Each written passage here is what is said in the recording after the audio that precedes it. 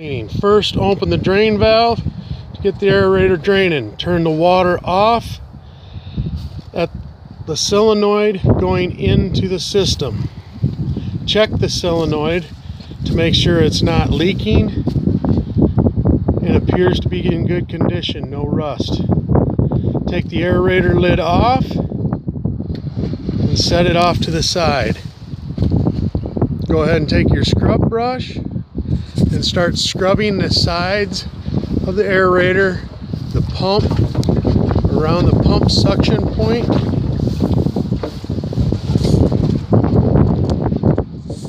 and the bottom of the aerator. You want to get it spotless as you can get it. All the dirt, crud, mold off. Okay, when you're done scrubbing it, go ahead, put a little acid on the nozzles to clean the calcium off, and down around the pump and the floats to get the calcium off it.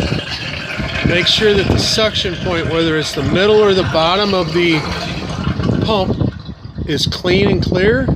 Go ahead, turn the aerator on at the solenoid so it starts to fire up and starts to rinse off the side. Go ahead and put the lid back on loosely, because you have to come back and check, and close off the drain so it starts to fill. After that, while the aerator's filling, you go ahead and check the pressure switch coming out of the aerator. Make sure that the contacts are clean and it's not overly corroded or rusty around the spring area. Just simply take the lid off and check your contacts. Make sure that they're not broken springs, they open and close properly, and everything looks good.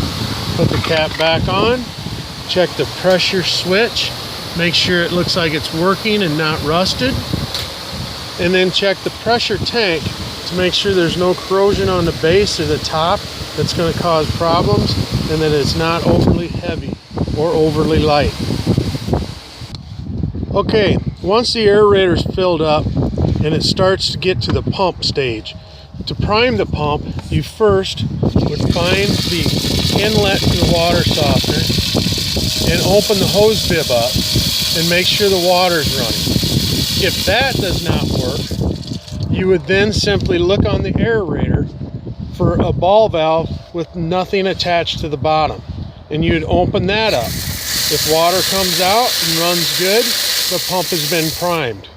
If that doesn't work, as a last resort, you can open up that valve, no water comes out.